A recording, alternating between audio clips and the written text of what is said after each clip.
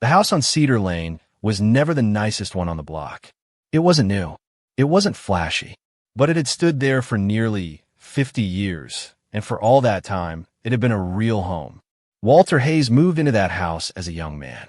Back then, the porch was straight, the fence was white, and the sound of children filled the yard from morning until dark. Over the years, Walter fixed every loose board, replaced every tired hinge, and patched every leak himself. Not because he was cheap, but because that was how he took care of what was his. To Walter, a home wasn't something you showed off. It was something you maintained, something you respected. Evelyn Hayes knew the house just as well, but in her own way. She knew which stair creaked the loudest, which window stuck when the weather turned cold, and exactly when the afternoon sun would land on the dining table where the family used to gather every Sunday night. 3 children were raised in that house. Hundreds of meals were shared there. Countless conversations that once felt like they would never end. But time doesn't ask permission. 12 years earlier, a uniformed officer stood on that same porch, hat in hand, saying words no family ever wants to hear. Their middle son wasn't coming home from military service. Walter accepted the folded flag, its weight heavier than any piece of lumber he had ever lifted. From that day on, the chair at the head of the table stayed empty. A few years later, their youngest daughter, Lydia, moved overseas for her husband's work. At first, there were regular phone calls, then fewer, then only short messages around holidays. Evelyn still kept the guest room ready, just in case her daughter decided to surprise them. But the surprises never came. Walter and Evelyn grew older the way many Americans do, quietly. They didn't complain. They didn't ask for help. They believed that as long as they could manage on their own, they should. And if sacrifices had to be made, that was simply part of being parents. That belief is why Walter never called a contractor when the roof started leaking. Why pay someone when I can still do it myself, he said, climbing the old ladder despite Evelyn's concern. He had fixed this house for decades. One more repair didn't seem like a big deal. Fixing things was how Walter proved, to himself more than anyone, that he still mattered. The fall happened in seconds. The consequences lasted much longer. Walter survived. The surgery went well, but the envelopes began to arrive, thick, official, and relentless. Medicare covered some of the costs. The rest stacked up on the kitchen table. Evelyn spent hours with a pen and an aging calculator, running the numbers again and again, hoping they would somehow change. They didn't. Along with the medical bills came another worry. The phone rang more often, always with the same caller ID. Their eldest son, Ryan. Ryan's custom furniture business was failing. Orders had dried up. The bank had started sending warning letters. The house where Walter and Evelyn's grandchildren were growing up was in danger of foreclosure. When Ryan visited his father in the hospital, he spoke softly and avoided eye contact. The kids might have to change schools, he finally said. Candace, she's not handling this well. That night, Evelyn sat alone in the living room. On the coffee table were 2 stacks of paper, hospital bills on one side, foreclosure notices on the other. 2 generations, 2 crises, one choice that didn't need to be spoken out loud. They had always done everything they could for their children. The next morning, Evelyn said it quietly, almost to herself. Maybe we should sell the house. Walter didn't answer right away. He looked around the room. The framed family photos. The worn spot on the wall where Ryan's bicycle handlebar had once slammed into it. The corner by the window where Lydia used to sit for hours, drawing. Everything he had built, repaired, and protected for a lifetime was right there. Finally, he nodded. Family comes first, he said. Always has. And that was how the story began. Not with betrayal, not with cruelty, but with an act of love, a decision countless parents have made, believing it would protect the people they cared about most. They didn't yet know that this decision would cost them far more than money. It would cost them the one thing they never imagined losing, their sense of safety and their place in the world. Selling the house happened faster than Walter expected and slower than Evelyn was ready for. The real estate agent walked through the rooms with a clipboard, pointing out charming original features and great bones, phrases that felt strangely impersonal to Walter. He nodded politely while thinking about how many winters those bones had endured, how many repairs had been done quietly, without applause or credit. Evelyn followed behind, opening drawers and closets, already sorting in her mind what would be kept and what would be let go. She told herself she was being practical. Still, when the agent paused to photograph the dining room, Evelyn had to step outside onto the porch and take a breath. This was the room where birthdays had been celebrated, where homework had been argued over, where bad news had been delivered and good news had softened it. Now it was being measured in square footage and lighting angles. The offer came quickly. The price was fair, enough to cover Walter's medical debt and stop the foreclosure on Ryan's house. Enough to solve the immediate problems, which was all Walter and Evelyn had focused on. They signed the papers at the kitchen table, the same table where they had once taught their children how to balance a checkbook. Walter's hand shook slightly as he picked up the pen. "That's normal," the agent said kindly. "Big decision." Walter didn't correct her. This wasn't just a decision. It was an ending. Packing took weeks. Walter dismantled his workshop slowly, methodically.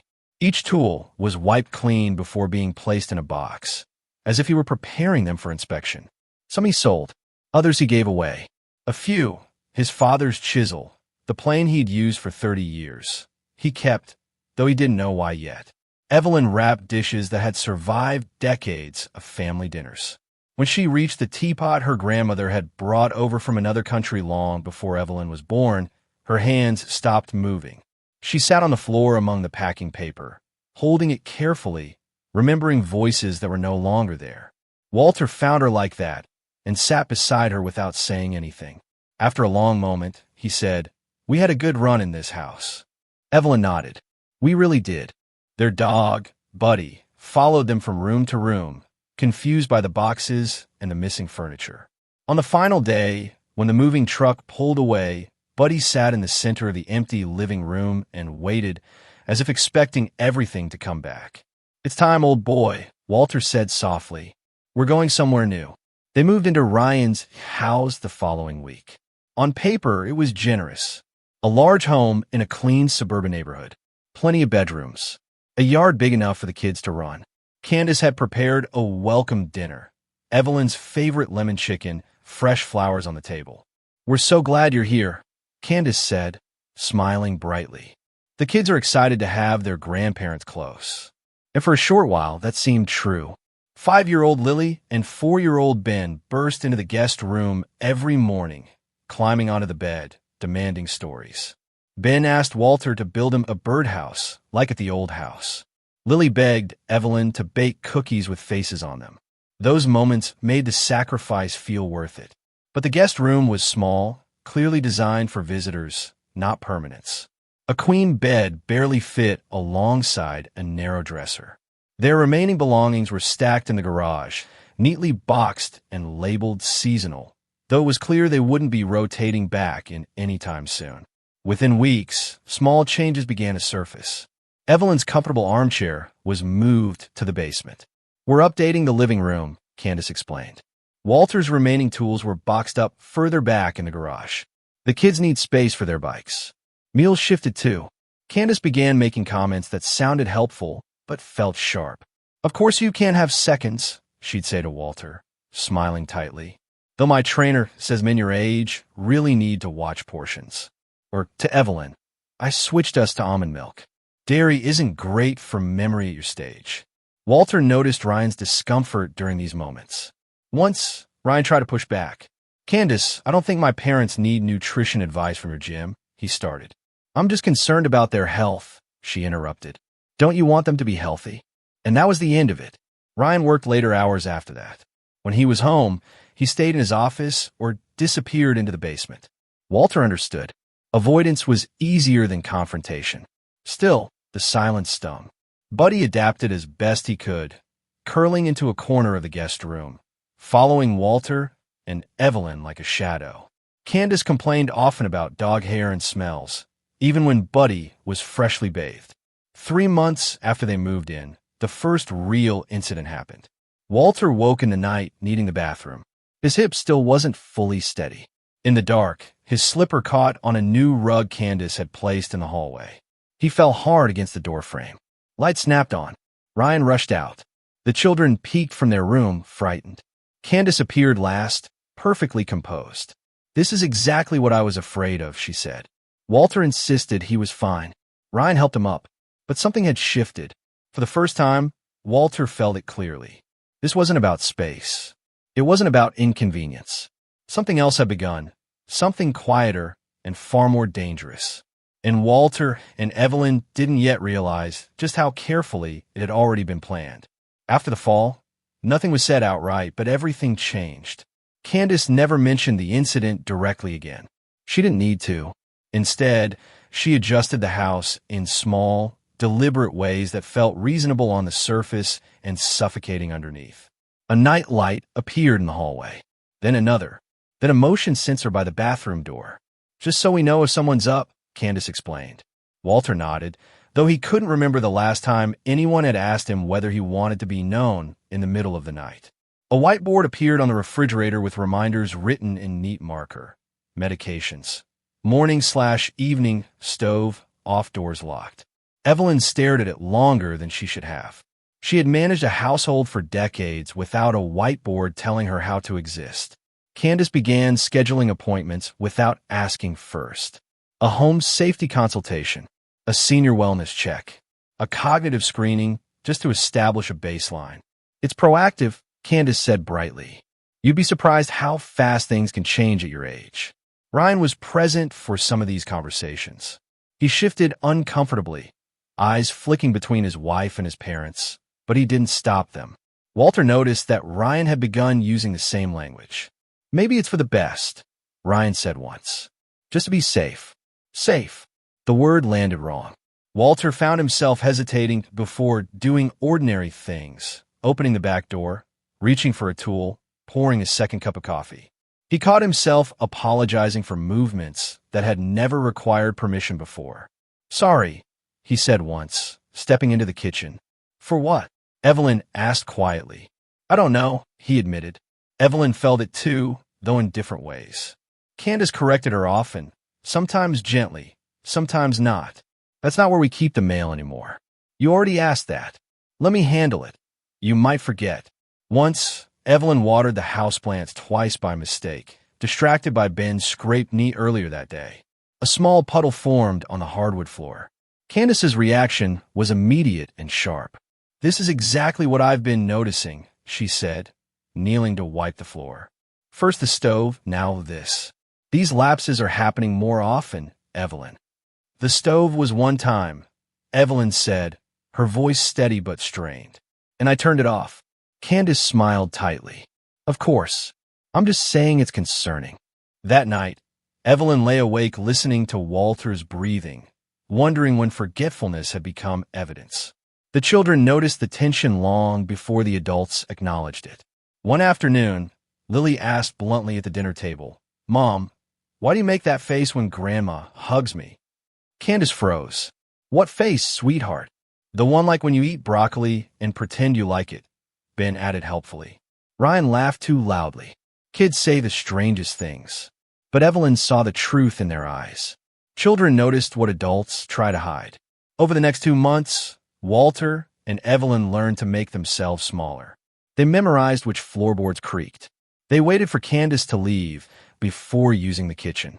They took Buddy on long walks, even when Walter's hip ached, just to stay out of the house. Walter began spending afternoons at the local library, volunteering to teach basic woodworking to children. It gave him a place where no one watched him closely or corrected his hands. Evelyn joined a quilting group at the senior center, grateful for voices that spoke to her as an equal. But even those escapes were soon restricted. "Lily has ballet on Tuesdays now," Candace announced one evening. "And Ben starts soccer Thursdays," she added another week later. The children's schedules filled quickly, eliminating the after-school hours Walter and Evelyn cherished. When Evelyn asked if she could attend Lily's recital, Candace hesitated. "It might be overwhelming for you. We'll take pictures." Ryan said nothing. Walter noticed the change in himself most clearly when he stopped arguing altogether. He deferred. He agreed. He apologized. His shoulders slumped in a way Evelyn had never seen, Not even after the war notification. Not even after the surgery. One evening, Walter asked if he could set up a small workbench in the garage. Nothing big, just enough to fix a few things. That's Ryan's space, Candace said immediately. He needs somewhere to decompress. Walter nodded and never brought it up again. The breaking point didn't come with shouting or accusations. It came quietly on a hot Sunday afternoon. The windows were open. Candace and Ryan were in the kitchen, voices low but clear. Evelyn stood at the counter slicing strawberries when she heard her name. "They've been here almost 6 months," Candace said. "How long is this temporary situation supposed to last?" Ryan sounded tired. "They sold their house to save ours. They don't have anywhere else to go." "That was their choice," Candace replied. "There are options for people their age. Communities designed for care. Assisted living. We can't afford that," Ryan said. Candace's voice dropped, calm and confident. "There are programs, and once it's established, they can't manage on their own." Evelyn's hand froze mid-cut. She didn't hear the rest, not clearly. Just fragments. Doctors. Paperwork. Managing finances properly. Evelyn stood there, strawberries bleeding red onto the cutting board, understanding something with chilling clarity. They weren't guests anymore. They were a problem being solved. And someone else had already decided the solution. After that afternoon, Evelyn couldn't unhear what she'd overheard. Nothing happened immediately. No confrontation. No announcement. And that, she realized, was the most frightening part. Candace didn't rush. She didn't need to. Whatever she was planning had already been set in motion. The first change came with paperwork. A man in his early 30s arrived one morning with a tablet and a cheerful smile. Candace introduced him as a home safety specialist. He walked through the house slowly, asking questions that seemed reasonable at first. "How often do you wake at night? Any trouble remembering medication schedules? Have there been recent falls?" Walter answered politely. Evelyn did too. They had nothing to hide. But as the man typed, Candace stood just behind him, occasionally adding details. "He forgets sometimes. She gets confused when she's tired. We worry about fire risks." The suggestions that followed felt less like improvements and more like restrictions. Nighttime movement could be limited with fluid management. Bathroom trips could be planned. Protective undergarments might be appropriate. Walter stared at the man, waiting for someone, anyone, to acknowledge how humiliating that sounded. Ryan looked at the floor. That night, Walter sat on the edge of the bed, his shoulders slumped. "I never thought I'd become a burden," he said quietly. Evelyn took his hand. "You're not a burden. You raised this family. You worked your whole life. You earned the right to exist without permission." She said it firmly, but part of her was already doubting it. Candace's concern sharpened after that. She began documenting things. Evelyn noticed the notebook. Small, neat handwriting. Dates. Times. Forgot appointment reminder. Repeated question. Seemed disoriented after nap. Once, Evelyn misplaced her reading glasses for half an hour. Candace found them on the kitchen counter and smiled. "That's exactly what I mean," she said. "These things add up." "They didn't used to," Evelyn replied. Candace's smile didn't fade. "That's how decline works." Walter tried to defend his wife once. "She's tired," he said. "Anyone would be." Candace turned to him slowly. "I understand you want to protect her. That's admirable. But denial doesn't help anyone, especially at your ages." Ryan said nothing. Walter began to notice how Candace spoke about them when they were present but not included. Not as people, but as conditions, risks, responsibilities. "We'll need to think about long-term arrangements. We can't keep living like this forever. The kids need stability." The words were always delivered calmly, reasonably, as if what she was proposing were not a dismantling of their lives, but an administrative adjustment. The grandchildren felt the shift too. Lily stopped bursting into the guest room in the mornings. Ben hesitated before asking Walter for help with toys, glancing toward his mother first, as if checking whether it was allowed. Buddy was tolerated less and less. "He's a tripping hazard," Candace said. "He sheds everywhere. What if he causes another fall?" Walter found himself holding Buddy's leash tighter during walks, as if apologizing for the dog's existence. The house no longer felt like a refuge. It felt like a place where mistakes were recorded. The real confirmation came late one night. Walter and Evelyn were already in bed when voices drifted up through the floor vent. Candace and Ryan were in the kitchen, speaking in hushed tones. Evelyn sat up slowly, heart pounding. "It's the responsible thing," Candace was saying. "I've already talked to a lawyer." Walter's breath caught. "A lawyer?" Ryan asked. "Yes, an elder law attorney.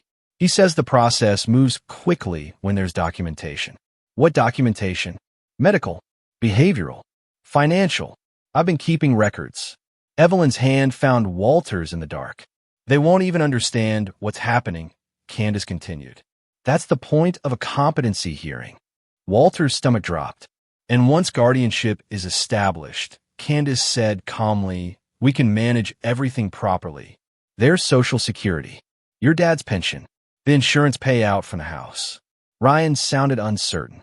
"They sold that house to save ours. And now we're stuck," Candace replied sharply. "I won't spend my best years as a caretaker. The kids need space. I need my life back." "What about what they want?" Ryan asked weakly. Candace didn't hesitate. "That's exactly why they shouldn't be making decisions anymore." The words landed like a sentence being passed. In the darkness of the bedroom, Walter and Evelyn lay frozen, hands clenched together. "She's planning to have us declared incompetent," Walter whispered. "To take control of everything," Evelyn said. "Our money, our freedom. It's elder abuse," Walter said. He'd read about it once. Never imagined it would with the face of family. For the first time since selling their home, the truth became unavoidable. They hadn't moved in to be helped. They had moved in to be managed, controlled, erased, quietly, legally, and permanently. Evelyn turned toward Walter, her voice steady despite the fear rising in her chest. "We can't let this happen." Walter nodded slowly. "What do we do?" Evelyn took a breath. "We leave." Walter hesitated only a moment. "Where?" She tightened her grip on his hand. "Anywhere," she said, "but not here." And in that moment, they understood something with painful clarity. They were running out of time. They didn't leave that night. Fear made the idea tempting, but experience made them careful. Walter and Evelyn had lived long enough to know that panic led to mistakes, and mistakes were exactly what Candace was waiting for. Instead, they planned. For the next 3 days, they lived double lives inside Ryan's house. Outwardly, nothing changed. Walter thanked Candace for meals. Evelyn nodded at reminders. They followed routines. They smiled when spoken to and stayed silent when ignored. Candace seemed satisfied, mistaking compliance for surrender. But beneath that calm surface, every movement had purpose. Walter returned to the library and quietly withdrew the small volunteer stipend he'd been saving in an account Candace didn't know existed. He asked for cash. The librarian noticed his hands shaking and said nothing, simply wishing him well. Evelyn went to her quilting group and did something she'd never imagined needing to do. She sold the last of her jewelry, her mother's pearls, a gold bracelet she'd worn for 40 years, to a woman whose son was a jeweler. It wasn't sentimental. It was survival. They inventoried medications, counted pills, separated what needed refrigeration from what didn't. They photocopied birth certificates, social security cards, insurance letters. Everything went into a thin folder that Evelyn hid inside a cookbook. At night, they whispered, "What can we carry? What can we replace? What can't we afford to lose?" Walter carved in the garage late one evening while Candace was out, working quickly, hands steady despite the pressure. By the time he finished, 2 small wooden birds lay on the table. Simple, smooth, shaped with care. "For the kids," he said. Evelyn baked cookies that night, quietly, long after everyone had gone to bed. She wrapped them carefully and wrote the children's names on the tins. They wouldn't explain. They couldn't. Children didn't need to carry adult betrayals. On the 3rd night, the house fell silent just after 11. Candace had gone to bed early. Ryan's office light went dark. The children slept upstairs, unaware that their grandparents were packing their lives into 2 small suitcases. Walter moved slowly, testing his hip with each step.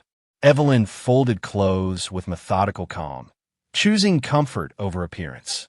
They packed medications, documents, photographs, and a single thumb drive containing decades of family memories. Buddy sensed the change immediately. He followed them closely, tail low, whining softly when Evelyn clipped on his leash at an hour he'd never been walked before. "Shoo," she whispered, kneeling to stroke his ears. "You're coming with us." They paused outside the children's rooms. Walter placed one wooden bird on Ben's windowsill. Evelyn left the cookies on Lily's bedside table. Then they stood there for a moment longer than necessary, memorizing the rise and fall of small chests, the peace of sleep untouched by adult cruelty. They moved down the stairs barefoot, avoiding the creaking board near the landing. In the kitchen, Walter set his house key on the counter. Not dramatically, just quietly, as one might leave something behind that no longer belonged to them. Buddy's nails clicked once against the tile. Footsteps sounded upstairs. They froze. A door opened. Water ran, then stopped. A door closed again. At precisely midnight, they slipped out the side door and eased it shut behind them, unlatching nothing, taking nothing else. The air outside was warm, heavy with the scent of summer flowers.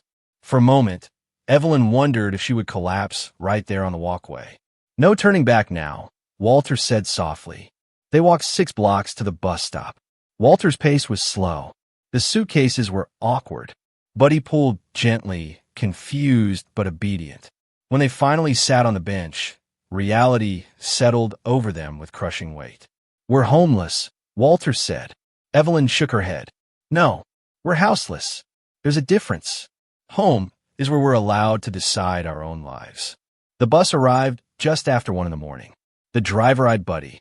"No pets unless they're service animals." Walter straightened. "He's my emotional support animal. PTSD. The driver sighed. "Fine. Keep him under control." They sat near the back. Buddy curled at their feet. As the bus pulled away, Evelyn watched Ryan's neighborhood disappear into darkness, manicured lawns fading into anonymity. They rode in silence until the downtown terminal. The place smelled of disinfectant and exhaustion. Harsh lights, plastic seats, a few people sleeping upright, guarding their bags. Security guards watched everyone equally. They sat together, luggage between them like a barrier. Evelyn counted the cash quietly. $859. 2 bus tickets to anywhere. Enough for maybe 2 weeks, if they were careful. Walter closed his eyes. "We're 76 and 73. What are we doing?" "We're choosing," Evelyn said. "That's what we're doing." A cleaning woman pushing a cart paused nearby. She took in her luggage, their dog, their faces, and understood immediately. "Terminal closes to non-travelers at 3, she said softly. "But there's a diner 3 blocks east. Open all night. The owner's kind." Kindness at that hour felt like oxygen. "I could use coffee," Walter said. They gathered their things and stepped back into the night. The city was quieter now, cooler, uncertain. But as they walked toward that diner, carrying everything they had left, one thing became clear. They had escaped, not with certainty, not with comfort, but with something far more precious. Their dignity. And whatever came next, however hard, it would happen on their terms. The diner didn't look like much.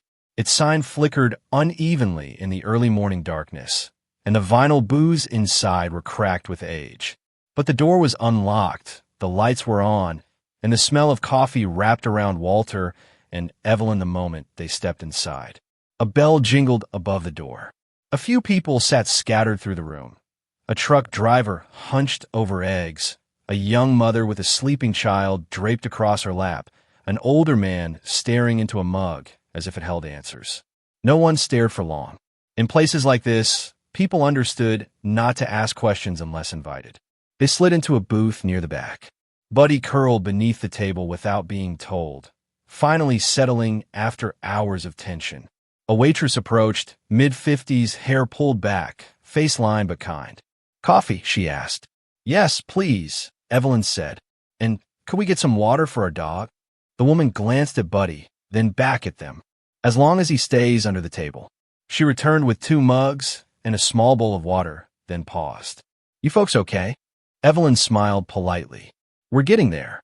The waitress nodded, understanding more than she let on. "Take your time. Terminal kicks people out at 3. You can sit here until my shift ends. That small sentence, you can sit here, felt enormous. They ordered toast and nursed their coffee, grateful for warmth and the simple dignity of being allowed to exist without explanation. As the night crept toward morning, exhaustion caught up with Walter. When he stood to use the restroom, he didn't come back right away. Evelyn found him leaning against the hallway wall, pale. "I forgot my blood pressure pill," he admitted quietly. "It's in the suitcase." The realization hit hard. They weren't just houseless. They were fragile. Aging bodies didn't forgive mistakes easily. She helped him back to the booth, retrieved the medication, and watched his color slowly return. "We'll have to be more careful," she said softly. Walter nodded. "We always are." They spoke in low voices about where to go next. Cities offered services, but cost money and visibility. Small towns were cheaper, but uncertain. They needed somewhere quiet, affordable, and forgiving of age. As dawn approached, a man entered the diner. Late 60s, broad-shouldered, posture straight despite worn jeans and a flannel shirt. He moved with the confidence of someone who had seen worse than this and survived it. The waitress greeted him by name. "Morning, Frank." He nodded, took a seat at the counter, and unfolded a paper map instead of pulling out a phone. That detail caught Walter's eye. A little later, Frank paid his bill and, instead of leaving, approached their booth. "Mercedes says you folks might need a ride," he said plainly. Walter straightened. "We're fine, thank you." Frank studied them for a moment, really looked. "Are you?" "Because from where I'm standing, you look like two people who've had a rough night and could use a hand."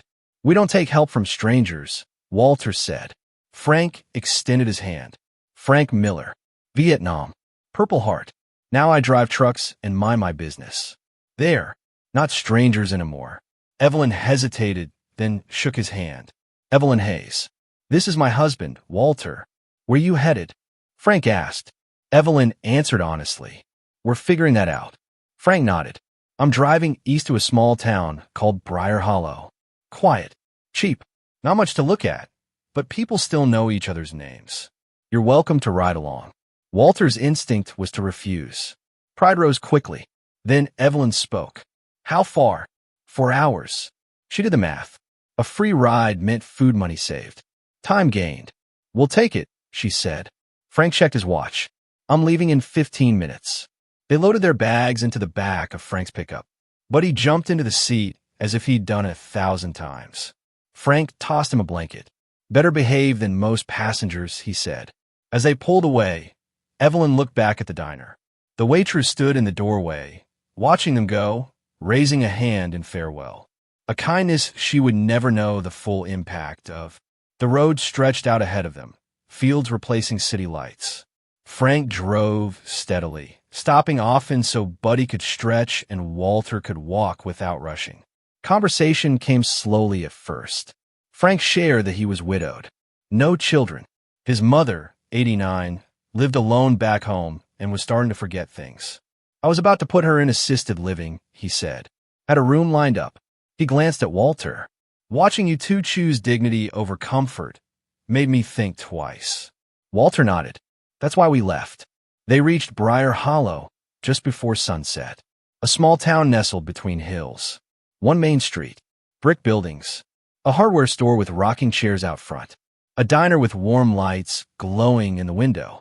"Welcome," Frank said. "Population 800 and change." He pulled into the motel lot and helped unload their bags. "Get some rest," he said. "Tomorrow's soon enough to figure out what comes next." As Walter and Evelyn settled into the simple room, exhaustion finally claimed them. They didn't know what the morning would bring. They didn't know if they'd made the right choice. But as Evelyn lay beside her husband, listening to Buddy's steady breathing, one thing felt certain. For the first time in months, no one was watching them. No one was documenting their mistakes. No one was deciding their future without them. And that, for now, was enough. Morning came gently in Briar Hollow. Sunlight filtered through thin motel curtains, landing across the worn carpet in soft stripes. For a moment, Evelyn lay still, piecing together where they were, the pickup truck, the quiet drive, the unfamiliar room. Then she heard Buddy stretch and sigh, and the memory settled into place. They were safe. For today, Walter slept more deeply than he had in months. The tension that once tightened his jaw even in sleep seemed to have loosened overnight. Evelyn rose quietly, careful not to wake him, and took Buddy outside. The air was cooler here, cleaner. The kind of air that smelled like trees and distance rather than traffic. At the small breakfast room, the motel owner, Howard, greeted her by name. Frank called earlier, he said, pouring coffee. Said you folks had a rough go. Take what you need. It wasn't charity. It was courtesy. Evelyn recognized the difference immediately. They ate muffins and fruit, then sat by the window, watching the town wake up. Pickup trucks rolled past. A mail carrier waved at pedestrians. People moved at a pace that suggested they weren't trying to outrun their own lives. What's the plan? Walter asked at last. Evelyn smiled. We learned this place. Their first stop was the pharmacy. The pharmacist didn't rush them. He transferred prescriptions, explained costs plainly, and offered generic options without condescension. Next came a community bank, where a clerk helped them open a basic account without a lecture or a raised eyebrow. By late morning, they found themselves drawn to the diner Frank had mentioned, the one with the warm lights. Inside, it felt like a living room disguised as a restaurant. Tables pushed together, locals lingering over coffee. A woman behind the counter greeted half the room by name. You must be Frank's friends, she said, setting menus down. I'm June Carter.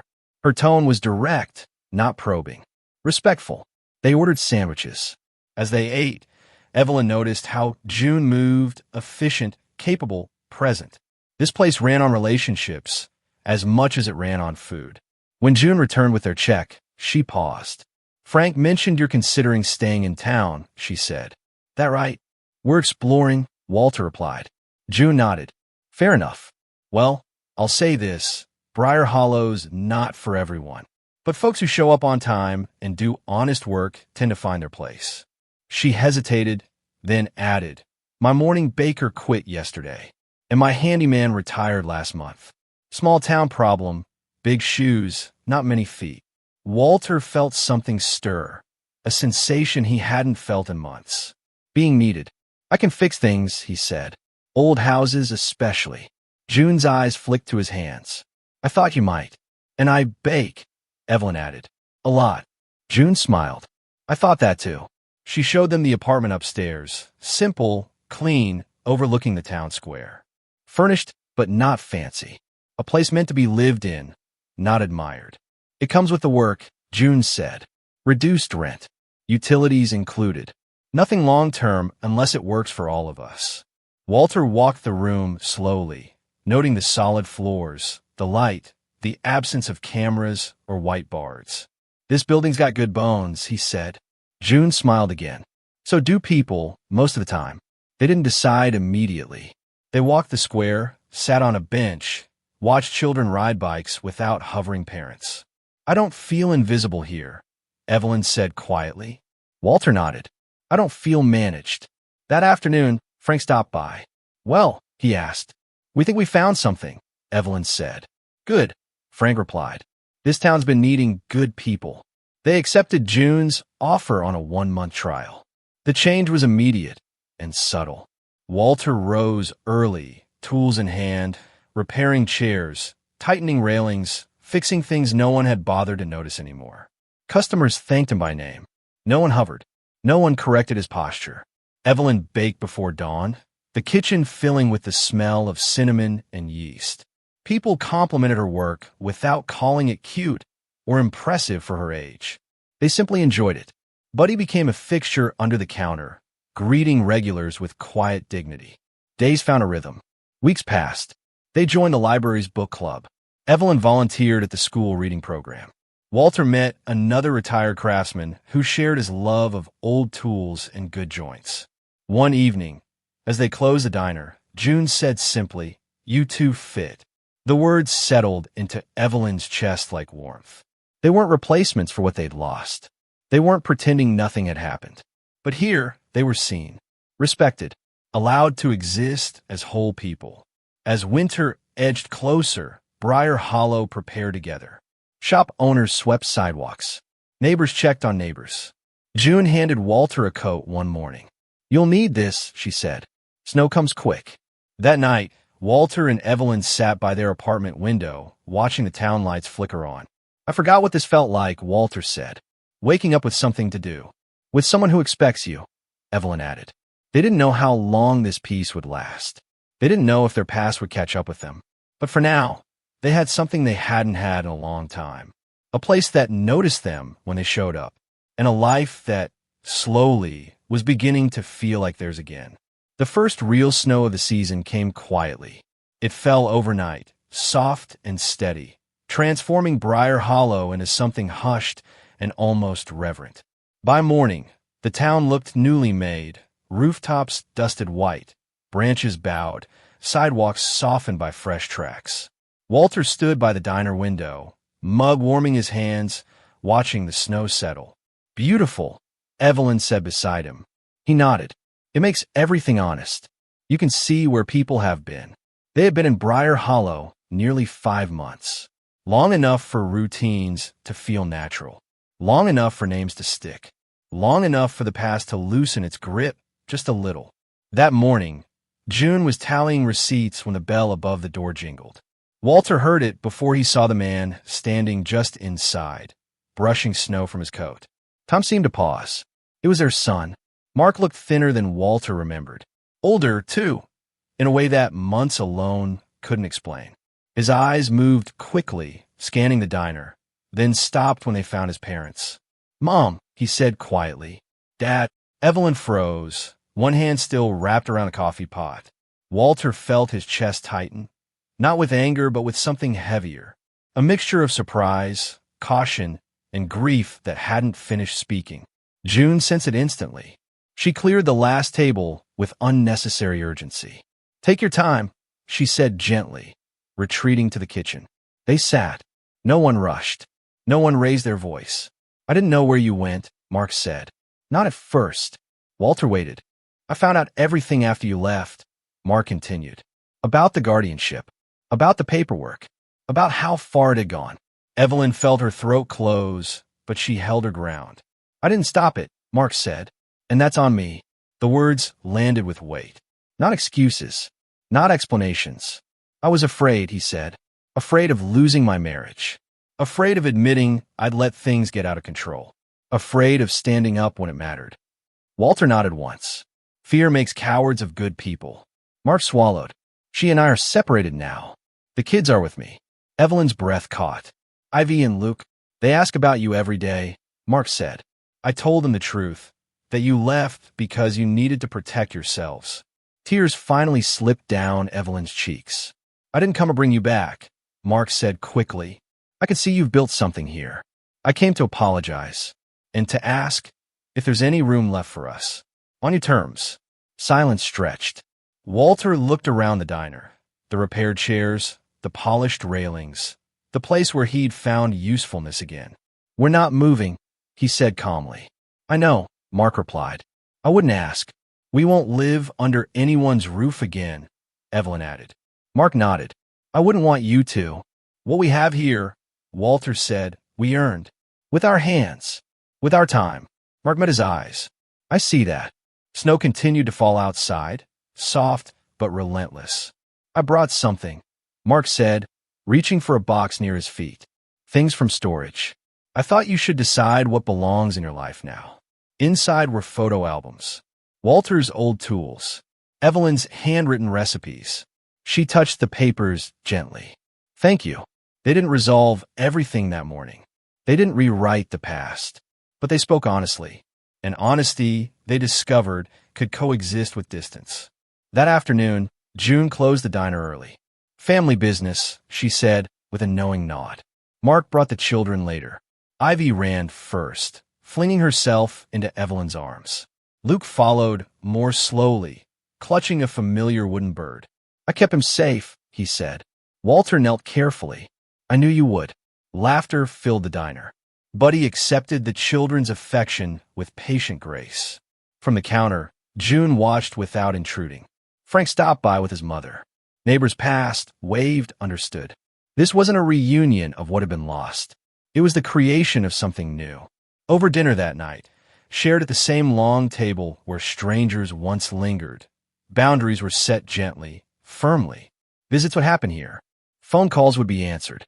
No finances shared. No control surrendered. Independence preserved. As evenings settled, Mark prepared to leave with the children. "You didn't disappear," Ivy said, holding Evelyn's hand tightly. "You just moved." Evelyn smiled. "That's right." When the door closed behind them, Walter and Evelyn sat in comfortable silence. "You okay?" June asked, refilling mugs. "Yes," Walter said after a moment. "We are." Later that night, standing at their apartment window, they watched snow continue to fall on Briar Hollow. "We didn't lose everything," Evelyn said softly. "No," Walter agreed.